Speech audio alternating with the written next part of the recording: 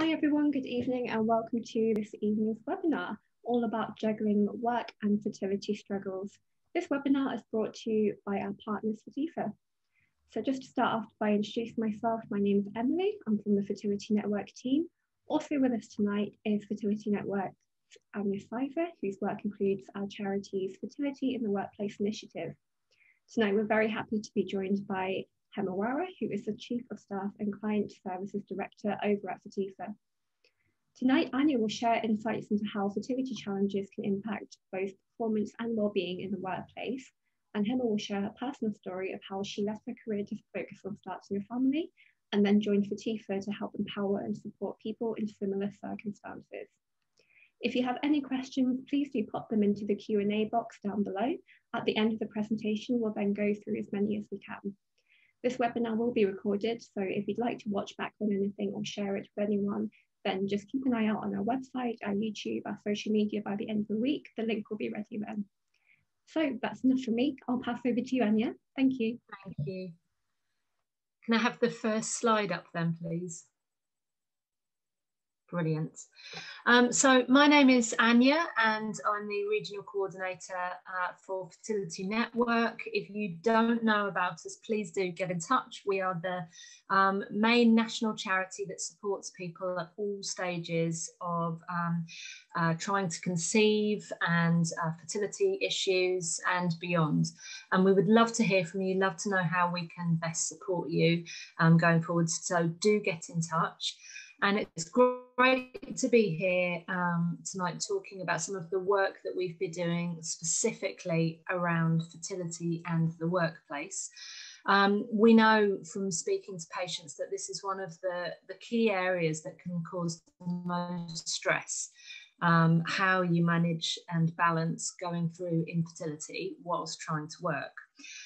So we're going to talk a little bit tonight about how to manage that, about some of the realities of that, but just as a scene setting, we've got some of the stats up here that are quite helpful. That most people know the statistics that 1 in 6 couples actually will struggle to conceive at some point or other. And that's defined after a year of actively trying and being unable to start a family. So about 1 in 6 couples do experience infertility at some point, but actually that figure doesn't include same-sex couples or single women who also may go on to experience some kind of issues with trying to conceive. So although it's 1 in 6, and although that is a big number already, we do think it's probably more than that. And what that means is that in an average workplace, when you're looking around, it's just worth remembering that actually many people will be facing problems trying to conceive and struggles with fertility. And again, that you're just not alone with that. And if that is you, again, reach out to us, reach out to other people. But it is a very common and yet really big life event for many people. So in terms of known fertility issues, around 40% are male factor infertility, which again is quite an interesting statistic when in general, up until this point, most people tend to focus on the female experience, and often infertility is talked of as though it's a women's issue. And within the fertility sector, actually, often the focus is on the woman as well. But actually, of the known fertility issues, around 40% are male infertility. About the same are female infertility, and the rest are unknown or unexplained. In 2019, the average age of giving birth in the UK was about 31. And so this is an increase on previous years. And again, is one of the reasons, and maybe we'll explore that a little bit later, but it's one of the reasons for an increase in fertility issues within this country is delaying parenthood.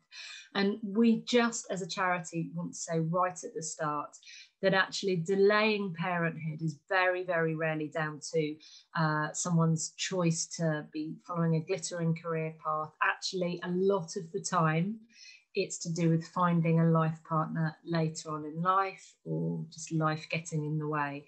And often there's a lot of guilt about the statistic about delayed parenthood, but very often it's just that this is what's happened in life. So of all those people that do go on to conceive through trying naturally or even through fertility treatment, sadly the reality is that pregnancy loss is also very common. And again, this is something that we support as a charity, and that we're here to look after you if that has happened. There's also some amazing organisations out there, Saying Goodbye and the Miscarriage Association, that we're connected to, who also support people going through pregnancy loss. But again, as with the 1 in 6 couples, it's very common, but it's a devastating thing for many people to experience. And we find there's an extra layer of just hurt and being overwhelmed when this occurs after fertility treatment.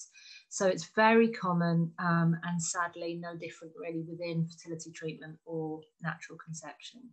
So those are just some of the statistics that are the reality of going through infertility within this country.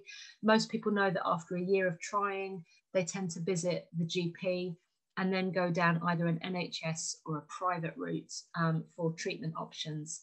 And again, maybe that's something we can discuss a bit further later on, but the majority of people do go down a private route for fertility treatments within this country, about 65%.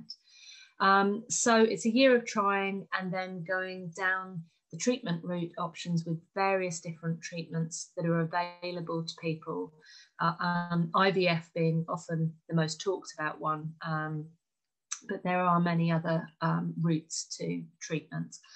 And different statistics in terms of success rates for different people depending on your age and prognosis.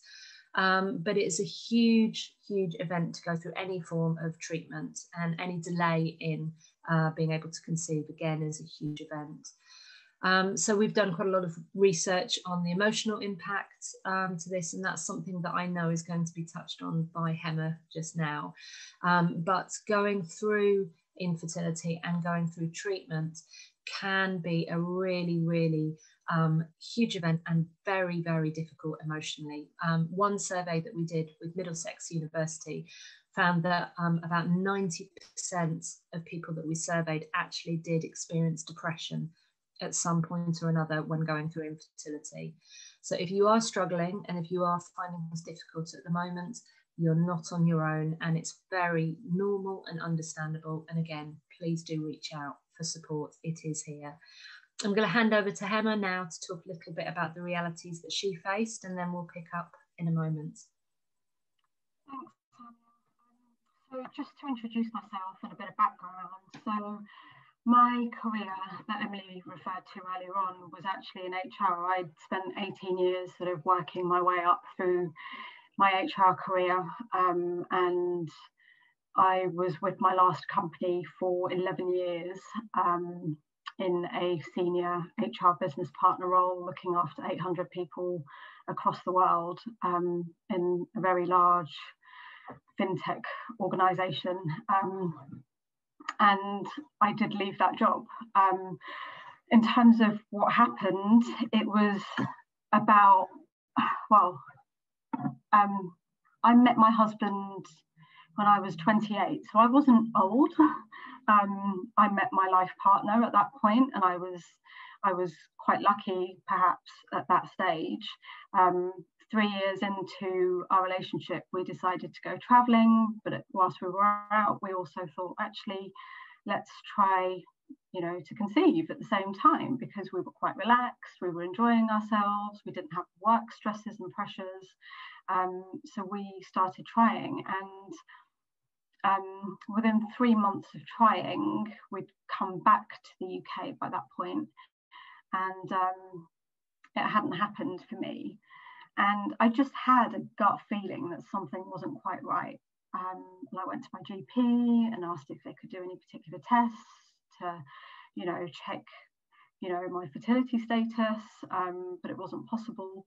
And they said, come back in a year's time. So I had very little by way of knowledge at that point as well. I didn't know about the optimum times to try and conceive in a month or anything like that, because you don't really know or learn about any of that when you're at school or through university or anything. And what happened from that, I mean, that was a long time ago. I'm now almost 43 and still on my fertility journey. I've had now 10 rounds of fertility treatment of various forms, and I'm actually now on the road to looking for an egg donor to conceive. So, and you know, I've experienced various things along the way, the ups and downs, miscarriages. I've had 4 miscarriages after conceiving through IVF. I've only had 1 natural pregnancy, and that came about quite unexpectedly as well in between cycles. But it's been a real tough road, and all of this in terms of the workplace, I didn't tell my employers. I didn't even tell close friends or family. I wasn't very much of an open person in that way. And this is such a private thing. I didn't really want to divulge to anyone that I was struggling to conceive, because it made me feel less of a woman in a way. And in the workplace, I didn't want to tell anyone because I was worried about the impact that it may have, how people might view me. And you know, for me, it was very much about, you know, I felt like a bit of a failure, and I didn't want to take that into the workplace and impact people's views of me there. So I kept it very much to myself, and it was probably only around maybe 4 years ago. Apologies if you can hear my dog in the background. It was about 4 years ago when I didn't have a choice but to tell my then manager about my fertility struggles. I was running and hosting a senior management training session. It was an off-site program over 3 days that I spent months planning and organising beforehand. And on the second day, that afternoon, I'd noticed that I had a slight bleed. I knew I was pregnant at that time. And I kept an eye on it throughout the rest of the afternoon, but it got heavier and heavier. And I was worried about the fact that I was miscarrying again. And that was the second time that I would have miscarried. So I had to let my manager know that this was the case and that I might need to leave the training session early. And I was quite heartbroken, A, because of the miscarriage possibility itself, and B, because I had no choice but to share it with someone at work, which I really didn't want to have to do. But she was very understanding, and I was very lucky in that way. And she encouraged me to go home, but I actually wanted to see that day through and leave at the end of that day. So I did, but I ended up going straight to A&E. I was about 10 and a half weeks pregnant at that point. And it was horrible. But from that point on, that manager was so supportive. She checked in on me every now and again. She asked me how things were going with fertility treatment. She was someone that I ended up confiding in, and actually she confided in me as well and told me that she'd also struggled. So there was that commonality. And this is where I want to move into the wellbeing piece, because, you know, there's a lot of emotion, and there's, you know, anyone who's been through any form of fertility treatment, whether it's IVF or whether it's adoption or, you know, surrogacy or donor conception or even egg freezing, there's a huge impact on well-being. Obviously, there's the physical side, you know, if you're having fertility treatment, You've got, the medical procedures, you've got, the injections and the hormones and the running to and from home to clinic to office. Obviously, we don't have that problem right now, but, that was a problem that I had. There was all of that, you end up having to kind of get into meetings late, or well, for me, I used to get into the clinic at 7:30 in the morning, hoping that I'd be one of the first in the queue for my scan and my blood test and all of that. And I kind of worked out a system in terms of how to get ahead in the queue for the blood test and all sorts of things. But, it's stressful just running around, and sometimes at short notice as well. The emotional side of things, the miscarriages for me were so emotional, to the extent that I think in a way I've blocked them out somewhat. When you have really happy memories or you have really sad memories, you put a block on it in a way, because then you don't have to deal with it on a day-to-day basis. And I think that was my way of coping. And I've only just recently realised, after watching some documentary on recurrent miscarriage that was on TV a few months ago, that it just brought it all back. And I realised that that emotion is something that I've still been dealing with. But, generally, when you're having fertility treatment, there's so many ups and downs, hey, you've got this many eggs, and oh, actually only this many of them are fertilized, and all of those sorts of things. It's really traumatic. From a social perspective, I distanced myself from anyone who had children, friends and family included. I missed the baby shower of a close family member. It was a really lonely time, and I caused that loneliness myself, in all honesty, in a way, because I distanced myself and because I avoided people. But that was just my way of dealing with it. And even in the workplace, I tried to avoid certain instances where I'd be confronted with, someone bringing their baby in after maternity leave, for instance, or things like that. So it was a really lonely time, and it can be a really lonely time for so many people who are affected. But there's always that support, which we'll get to afterwards. And then obviously from the financial perspective, Anya shared the statistic that 65% of people go down the private treatment route over NHS, for various reasons, accessibility and all sorts of things. And it adds up, when around a cycle of fertility treatment costs anything from sort of £5,000–6,000 upwards. It's very, very expensive. There are some clinics that charge a lot more for that as well.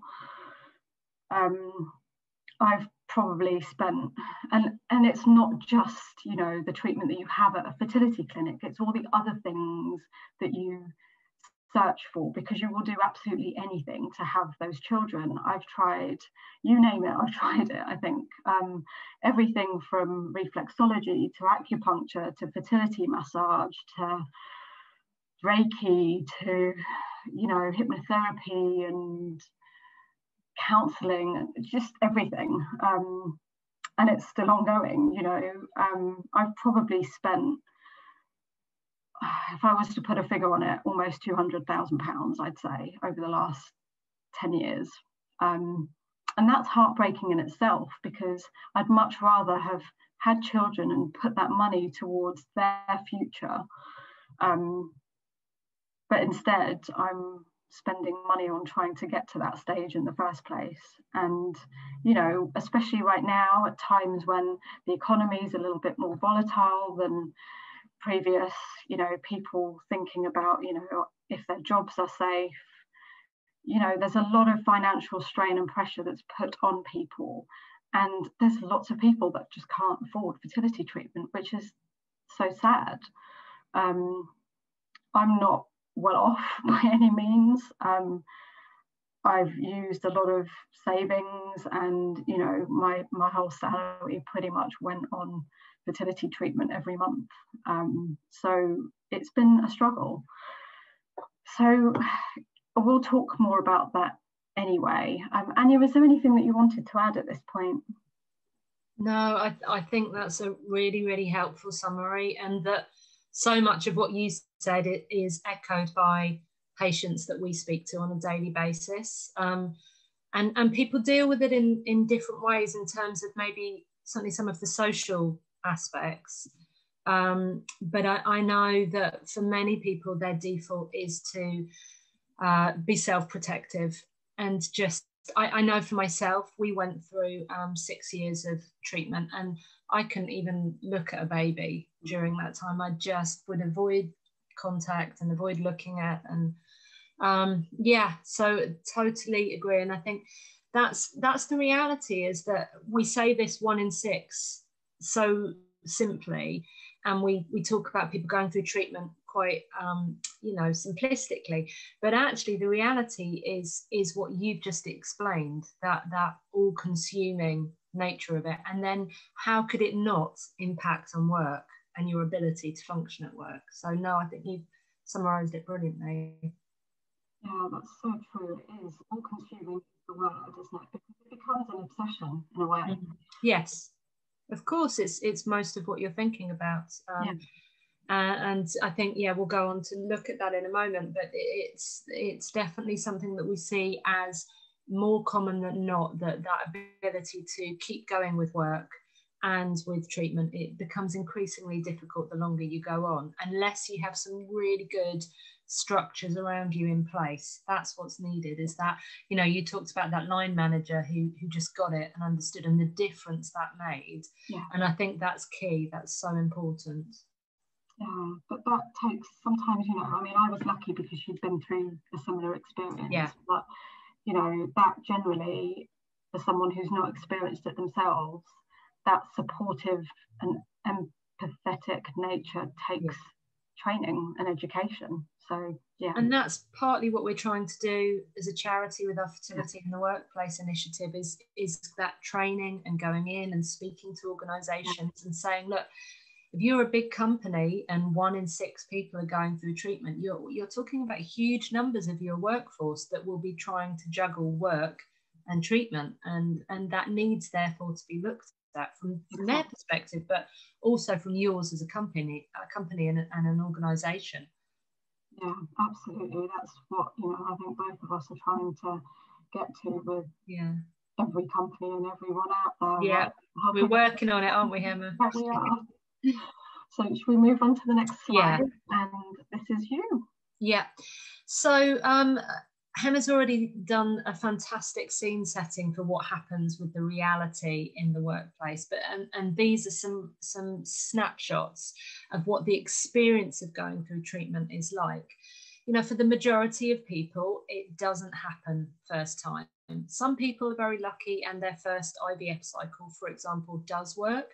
But actually, for the majority, the vast majority of people, this is at best a course of treatment, at worst many years of going through this struggle. So we're talking about a long-term stress. And these are just some of the things that may come up from it. That carrying a bag around the office. Hema mentioned injections, and I know if you're working a 9 to 5, you're working in an office setting, or you know, going into work, you will almost inevitably carry some of your treatment with you, your injections, or some of the pessaries, or whatever it is. And that can be quite a burden, that constant reminder. And is there somewhere that you can go and inject? Is there a place that's private? Hema mentioned avoiding baby celebrations. That's such a key one in the workplace. That so one of the things that we try and do within our training is talk to people about why baby celebrations, pregnancy announcements, bringing a child into work, why that can be just so difficult if you're going through treatment. And it can't be underestimated. I know for me, again, that kind of, certainly the impromptu ones would absolutely floor me for the day. So if there was an unexpected pregnancy announcement, I was unable to function for the rest of that day. One of the things here is about being tired or dazed. And again, we're talking about the emotional toll, the physical toll, the hormone injections, all of the ups and downs of going through treatment.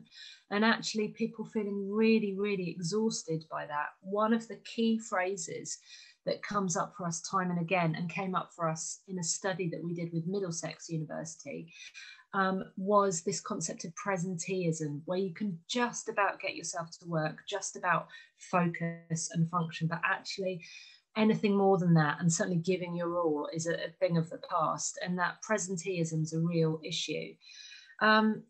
One of the things I really want to highlight here, and it's really great that this is up here, is the whole absences.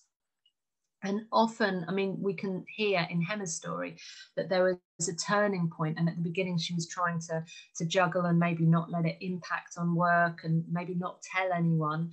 And often we find that people do this at the start of treatment. It's just try and keep going as per normal. But actually it's almost impossible. We've done some research and found that actually the average number of days needed is 6 to 8 per IVF cycle. So you need 6 to 8 flexible working days as a minimum when going through treatment. And that's including 2 full days off for egg collection and embryo transfer, but also flexible working days where you may well be in the clinic in the middle of the day. And so juggling those absences, are you going to tell someone? Is there someone that you can talk to about that? That's one of the real key stressors when going through it. And again, that's why it's so important, the work that we're both doing in terms of educating workplaces to realise the need for flexible working as an absolute minimum. So one of the things that we'd always say is when you are embarking on treatment, to think ahead and think, how can you factor in that flexibility that you will need when doing clinic appointments? And so just helping give yourself a little head start with the inevitable absences, the inevitable juggling of time off and not.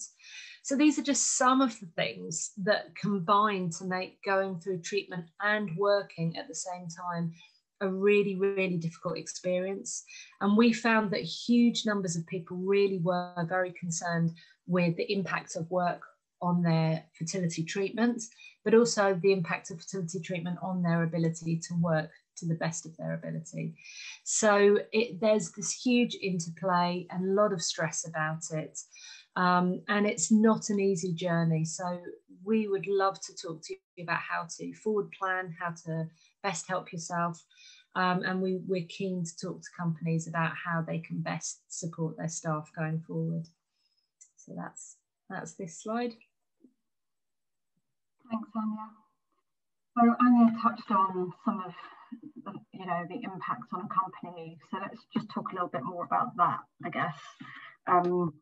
So in terms of performance and productivity, obviously, as we said, this is all consuming. When you're trying to have that child, it is constantly on your mind through everything that you do. You could be in a meeting, you could be in a training session, you could be sat in front of your laptop or a TV screen even at home, but there will be something going through your mind, whether it's about what's going on with my current cycle, when can I start my next cycle, what if this, what if that. There's always going to be something, and with that sometimes there is an impact on performance or productivity. There are so many people. I remember I used to do this all the time. If the doctor mentioned something, the embryologist mentioned something that I wasn't sure about, is this normal? Is this common? I'd be on Dr. Google during my working day thinking, I need to look this up. and you ended up on forums, and then you get worried by the stuff that you read on forums because other people haven't had that same experience, or they have, and you know, this is what their outcome was, and then you know, it's just a tunnel in a way that you fall deep into, and that time is taken from any moment that you have spare. It doesn't matter whether you're at work or whether you're at home. And therefore, inevitably, it can impact on your productivity and sometimes your performance. And again, this comes back to, you know, why it's important to have those important, you know, those conversations with your manager, even if you feel comfortable doing that, to help them understand what you're going through, because then they could just be more lenient with regards to performance management and all of those sorts of things. In terms of absenteeism, we talked about, you know, how much time people might want to or need to take off every time they have a treatment cycle. But this is also about, you know, what happens if a cycle doesn't work. A lot of people, I know me included, I used to go to the GP and I used to say, you know, I'm having fertility treatment and it's really stressful and that's why I need the time off. And my GP used to say, okay, I'll write you a sick note for 2 weeks. But I wasn't sick. And I've never actually, I've never, touch wood, I've never been a sick person. You know, I've never taken genuine time off sick, even when I've been feeling a little bit under weather. So just that thought that this was going to dent that record, that personal record, was difficult to take. But I knew that I would need that time off. And it was usually, for me, it was usually during that 2-week wait period, you know, where you've had your embryo transfer and you're just sat and waiting for any symptoms and signs to tell you that you're pregnant or whatever else. And, you know, to be honest, for me, it would have been easier for me to go into work during those 2 weeks. And I've done that too.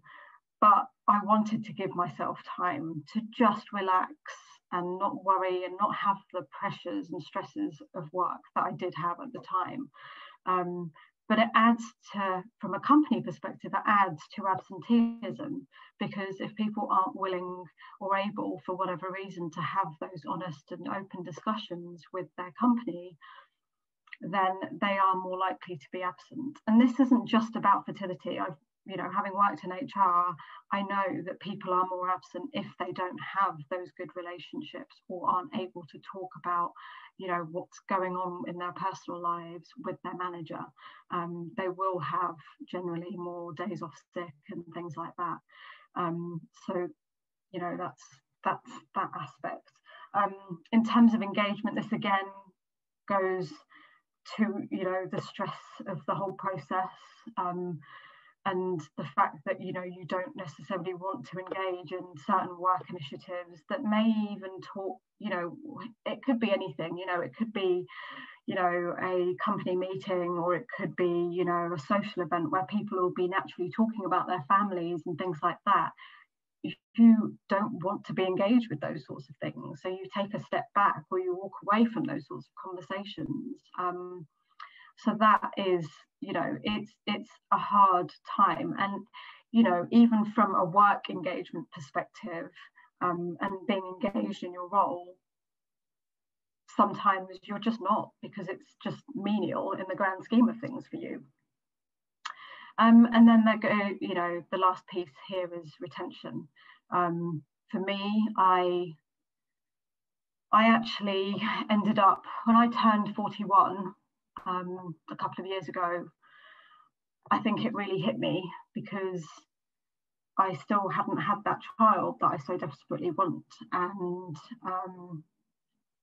I ended up going through a really dark period, ended up actually quite depressed about the whole thing, and was getting really emotional at work, and all sorts of things. I actually took some time off work, and I started to have panic attacks as well, which I've never experienced before.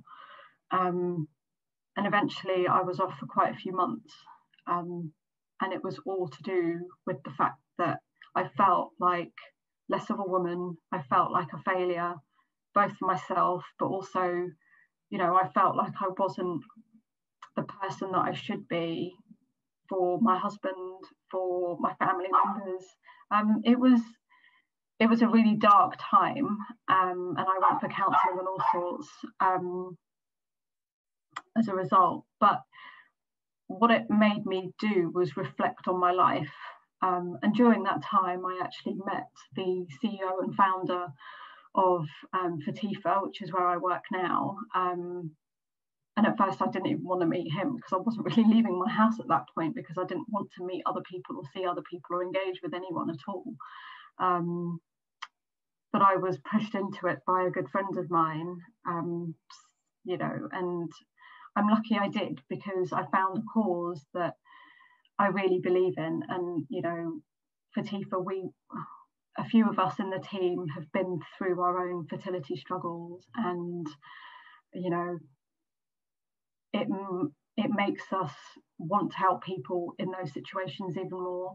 But for me, even before all of that happened, I made a decision that actually this journey to try and conceive would take priority over work. And eventually I actually left my job as an outcome of that time off, and that, you know, that thought that I gave. And that's, you know, a sad reality for companies, that there are people out there who unfortunately will leave their jobs because, you know, for me it was an age thing and a stress thing, but also, you know, it could just be about the fact that they don't get the flexibility, or they don't have that opportunity to have those honest and open conversations with their managers. One of the stats that I remember from working in HR was, not so much of a stat, but a fact. Employees don't leave companies, they leave their managers. And this goes again towards the fact that having that supportive manager that you can open up to is just so important. So the last slide that we've got here really is about, you know, where do you get that support from? So any of you who are going through any sort of fertility struggles, it's really important to know that there may be something in existence at your company, even if you don't necessarily think about it offhand or know about it immediately. But there is something, hopefully, that you can reach out for by way of support. So these are just a few things that we'd advise you to do to, you know, take that first step in trying to find out what that support looks like. So firstly, checking your company policies. So most companies will have some form of family-friendly policy. They will have some form of flexible working policy, some form of leave policy, and whether that is annual leave or whether that is even compassionate leave, for instance, in cases where, you know, you suffer a miscarriage or baby loss or anything like that, those compassionate leave policies are relevant there because you are grieving a loss, and therefore you should be entitled to those sorts of things. But, you know, even family-friendly policies, you know, and flexible working, they should hopefully accommodate the fact that you need some degree of flexibility when you're going through any form of fertility treatment. So look at what they say and see if they could work for you. And if they don't, speak to HR in confidence. You don't necessarily have to divulge what's going on, but you can say that, you know, you are experiencing some personal struggles and you're wondering what sort of flexibility could be afforded to you. And most HR professionals would be quite willing to advise and guide you with those things. And some companies, very few, albeit, actually have fertility policies in place. And, you know, Anya and Fertility Network and Fertifa are helping these organisations to build those fertility policies to support people that really need it, like us all. So check those policies, see what's in place. And if you can't find anything that's relevant to you, again, you can approach HR and ask them if there are any policies that may help you with some degree of flexibility for your personal circumstances. Similarly, check your company benefits. So a lot of companies have, health cash plans or private medical or employee assistance programs. Some companies even have what they call wellbeing allowances, so a certain amount of money that you accrue month on month, and then you can use that for anything wellbeing related. So check what those offerings are. A lot of private medical insurance policies don't allow for fertility treatment. However, they can support you to get to a diagnosis. For instance, if you have PCOS or endometriosis or anything like that that may hinder your ability to conceive. So check what's available in that sense. Some companies now are also offering fertility support as a benefit. So, that's also something to be wary of, and well, not wary of, but aware of, sorry. And make sure that you access that sort of support. Many companies have internal networks. They have networks that, like women's networks, LGBT networks, family networks, parenting networks. Reach out to them. They are so valuable when it comes to just offering, even if it's a listening ear, someone to hear what you're going through and be supportive, because they may be like-minded people. There may be some commonality in terms of what they've experienced, but then they might also be able to advise on what support the company can offer, because a lot of these networks are sometimes quite influential when it comes to policy making and HR practices. So always reach out to networks if you've got them, especially if it's a fertility network that may be most relevant in your case. Speak to others. Now, this is the difficult one because, like me, I didn't want to speak to anyone, not even my own family, my parents, not even my husband about it, actually. So this can be really difficult for people. And it's a really hard decision to discuss something so personal with someone that you don't necessarily know that well. But it could be some of your close colleagues. It doesn't have to be your manager. It doesn't have to be HR. But just having that someone that you can confide in about what's going on with you, it will just help. I know I had one person that I confided in at work. And the reason why I did was because I knew that she was going through something similar. And we would pull each other out of difficult situations. So if we knew that there was going to be a pregnancy announcement, she'd pull me out of it, and vice versa. So it's someone that you can really rely on.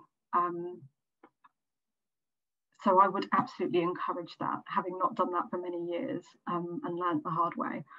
And then finally, speak to an external party. So whether that be a fertility benefits provider or Fertility Network UK or similar charities, there are those sorts of places that you can seek free confidential support and advice. And they may even be able to approach your employer completely confidentially without divulging, this person approached us or anything like that. But they might be able to approach your employer about what your employer could do to provide that additional support.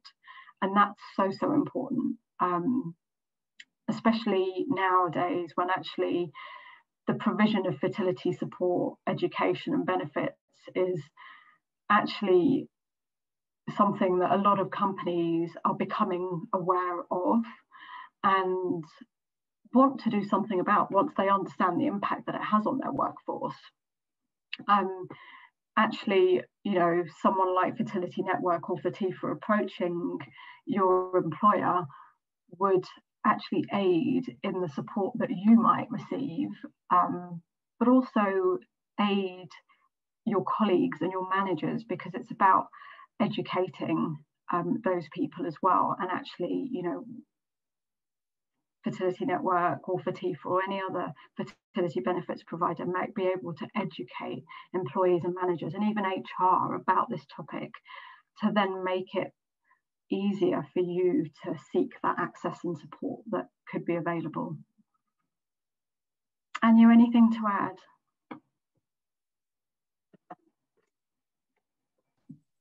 I think it'd be good to give some time over to the questions, because I think a few have come in.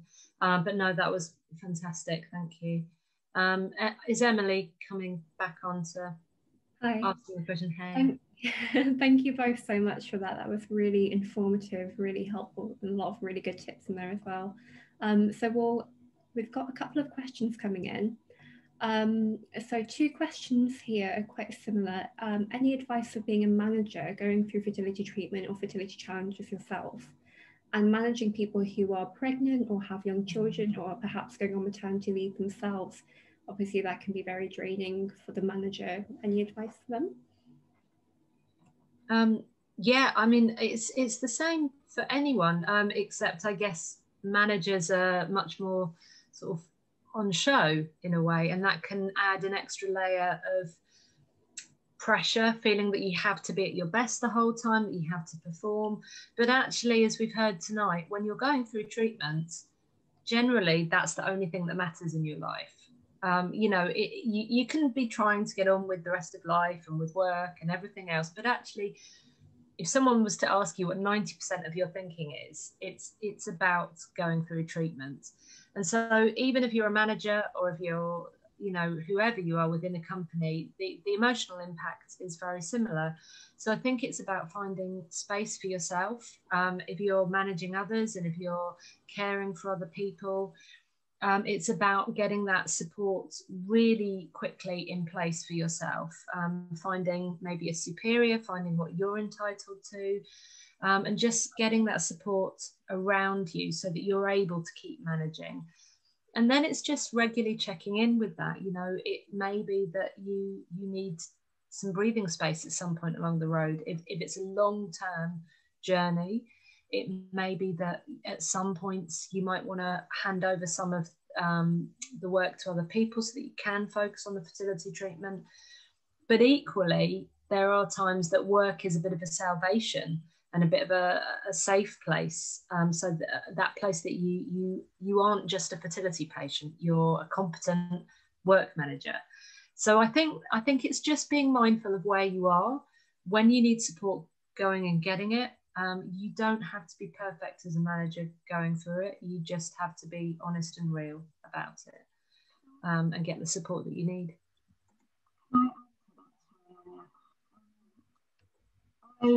Having worked in HR and having people coming to me and telling me that they're pregnant, you know, and you know, going on maternity leave, and I was a manager as well. It is so difficult, and I used to have that envy. I used to feel, God, when is it going to be me? Honestly, I actually wrote an article about this that's on our Fertifa website. Actually, it's called "When Pregnancy Envy Takes Over," and I've shared what I did to change my mindset about this. Because I realised that by looking at those people who were pregnant or telling me that they were pregnant and having to deal with their maternity leave and all of those sorts of things, I found that they were all negative emotions that I was feeling. And I didn't want to I realised eventually, and this was through a bit of coaching from people around me as well, that actually I didn't want to connect those negative feelings to having a baby for myself. And so I changed slowly, very slowly. I slowly changed my mindset about the situation. And every time someone told me they were pregnant, I used to struggle even saying congratulations. But every time someone told me they were pregnant, I used to automatically, in my head, switch myself into their place and say congratulations, as if it was me congratulating myself.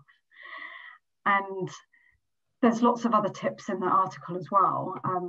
But yeah, do go onto the Fertifa website and just have a look at that blog, because I hope that it helps you. It really did me. And you know, I completely understand, especially being in HR is such a difficult role for that reason, because you are one of the first people that, you know, is told about someone's pregnancy. Thank you.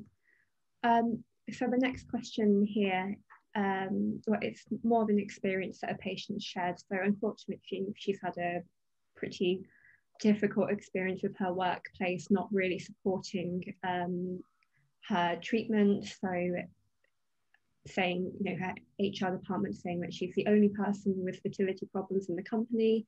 They won't consider making a policy. They legally will not give her time off, so they can't cover her appointments. She's had one good manager, but unfortunately the company does know about the situation and is not helping. So do you have any advice for tackling a really difficult employer like this?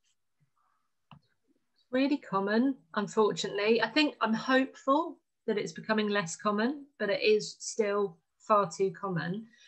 And all too often with big life events, it's the person going through the event that has to educate people around them. And that's exhausting. It's exhausting being the one to constantly explain why fertility treatment is exhausting, but often it is down to the person. A quick tool and tip that we have is we have a really useful fact sheet that can be downloaded from our website at Fertility Network, that you can give to family and friends or to managers, that just sets out the reality of going through treatment. Because what you want to move it away from is this is just your experience, which is subjective to, potentially subjective to a manager, and could be just seen as, oh, that's how they're reacting to it. But as soon as you open that up to actually know it's 1 in 6, most people experience depression at some point, the reality is this, this, and this, actually it makes it much easier for a manager to see the commonalities, and therefore that it's up to them to change the work culture. Now, that can take time, and it can, like I said, be really exhausting. Maybe ask a company like us, an organisation like us, if we can come and do a fertility in the workplace session. But it's a slow process, but what you want to do is move it away from just your experience, so that it's, no, these are the common experiences of all of the people that are going through treatment. There are real commonalities that we see as a charity on a daily basis, and you're not exaggerating if you are feeling absolutely appalling going through treatment, or if you're having an okay day. But if you're struggling, that's not to do with you not coping, that's just the reality of the experience that you find yourself in. You're on mute. Hema? Yeah. So, I was just going to say, you know, reproductive health benefits and fertility support and all of these sorts of things, it's, especially for smaller companies, it's not something that they'd ever pick up on. And that's why getting armed with data, and there's data on, you know, various channels across the internet, you know, from charities like Fertility Network. There's things on, you know, Fertifa's website and white papers that we've shared, and various other research papers and things that will help them to understand the stats, and also then the importance of why it's, you know, why it's so imperative to offer some form of support. Yes, it's not a statutory right, but what does best practice look like? And for any good HR professional, they will understand that. Yeah. Although there are statutory rights post embryo transfer. Yeah. So you're absolutely right. There's no legal right up until that point, and that's hugely frustrating. But post embryo transfer, you're viewed as pregnant, and therefore should be entitled to all that entails. Yeah. Thank you. I think that also answers a couple of other questions.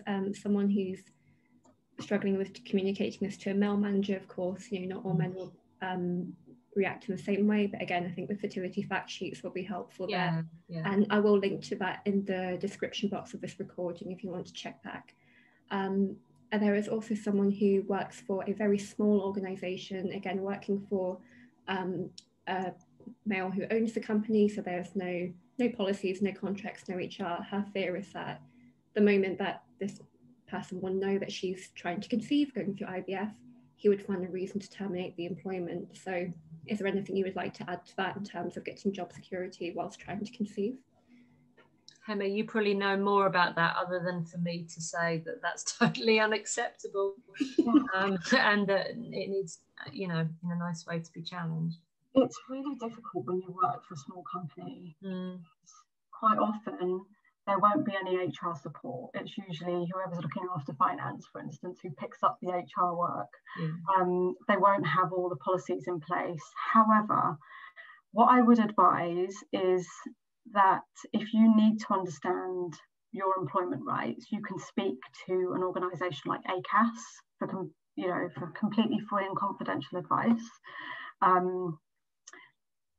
They would be able to advise on what your rights are and how to approach the owner of the company if that's what you are thinking of doing. But also, you know, it's your choice as to whether you tell them that you're trying to conceive or going through IVF. You know, you don't have to, but remember, as Anya said, at that point where you've had the embryo transfer, you have pregnancy rights.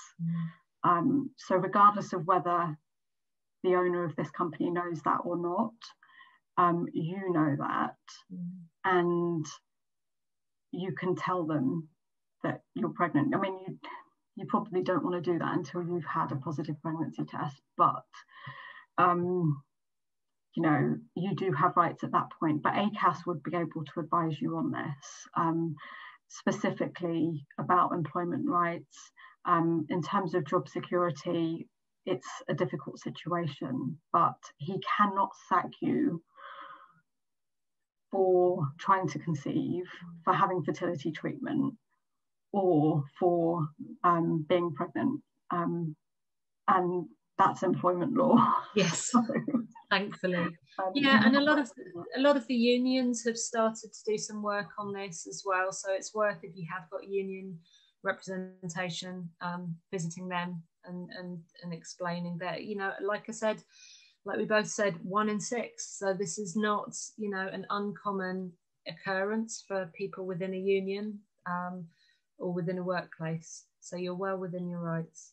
There's someone who's commented, who's a teacher as well, in terms of any advice for teachers. So there are teaching unions, so you can ask them for advice and guidance as well. Yeah, we're doing quite a lot of work with teaching unions around this, and we want to do another body of work around this. I always share the anecdote that I've run support groups for about 14 years, and it got to the point with one of the support groups that I ran that it may as well have been a teachers only support group. It was unbelievable, the numbers of teachers within one group, I guess because the demographic is such. But there's a certain type of added stress, I think, when you're juggling being a teacher and going through this, because it's not a very forgiving job for just nipping out to get a scan. It's a difficult one. But we are, as a charity, talking to some of the unions on this, and certainly teachers are one of the groups of people that would be really keen to get some more work done with. Thank you. And also continuing with the advice for teachers, do you have any advice for people who do work with children, perhaps even young children? Yeah, again, this is one of those common themes that we see again and again. You know, I can't tell you the numbers of times when I was working within a fertility clinic that one of the patients would be a nursery nurse or a childminder, and it's so hard. And again, one day may be fine and you're able to sort of distance yourself from your job and it's another person's child, and that's fine. And other days may be really tough, and that's okay. I think one of the things that people often beat themselves up about when going through treatment is that dichotomy of being able to be happy for other people with children, and yet being really jealous and sad and frustrated yourself. And both of those emotions are totally valid. And when you're working with children, it just exacerbates that. It makes it so much more poignant. And again, it's about having those outlets, that support structure, those support groups that really understand and get it. And perhaps if you need to have someone on standby to just yell down the phone to once every few days, that's totally fine as well. But it's certainly a difficult dilemma working with children and going through treatment. And if you're finding it difficult, then you're absolutely normal. Thank you. So I'm just conscious of the time here. We'll just wrap up with 3 final questions. So just quickly, is it common to get a sick note for the full IVF cycle? Have you seen that much in your experience? No, not. There's no medical reason whatsoever to get a sick note unless you've been specifically told by your fertility practitioner. But a general IVF cycle on with life as is. So using a sick note is down to the individual. And for some people, taking some time off and having a bit of a break is exactly what's needed. And for other people, it's the last thing that's needed because they just want to keep on trucking. So I think medically, no reason to at all, but just again, checking with yourself what's going to help. Okay, thank you. And in your experience, what do you think about changing jobs during the period of going for treatment? So the person who's asked is actually in, it sounds like quite a supportive company at the moment. And so her concern is if she switches jobs, it's sort of an unknown. She doesn't know if they're going to offer that kind of flexible working or how her manager is going to react. So do you have any advice for that? I'll take that one because Yeah. exactly the same predicament. I was exactly the same. You know, I was 11 years with my company, but I knew I didn't want to be there from sort of 5 years onwards, but I stayed because I would have gotten, you know, full company maternity pay and, you know, lots of other, you know, flexible benefits. But I guess the question is, if you put your fertility aside, what's going to make you more content and happy? I know that's always the first thing that you always think about when it comes to changing jobs if you're in this situation. But for me, I eventually left my job because I realised that it was just very stressful, and that stress wasn't doing me any good from a fertility perspective, because we know stress doesn't support fertility. So it's a decision that's difficult, but if you have a very flexible and supportive manager and environment, that is a big decision that you need to make for yourself. And a new challenge and a new job may be distracting. However, what I would do is ask the company, if you are going for interviews, ask the company to see some of their family-friendly policies, for instance, or their flexible working policies, or ask them what that looks like. Maybe not specifically a maternity policy or anything like that, but you'll hopefully get an idea of what your new manager would be like in terms of flexibility and supportiveness in the interview. And there's questions that you can ask them about that sort of thing without relating it to your fertility specifically, but ask them for their policies as well, because that gives you an indication, even if it's an employee handbook or something, it gives you just a good indication about what their values and culture looks like and whether you're moving to the right company. Yeah, that's really good advice. Thank you. So the final question here is just, could you give a few more details on the pregnancy rights that you become entitled to post-embryo transfer? Hema, I'll let you do that one.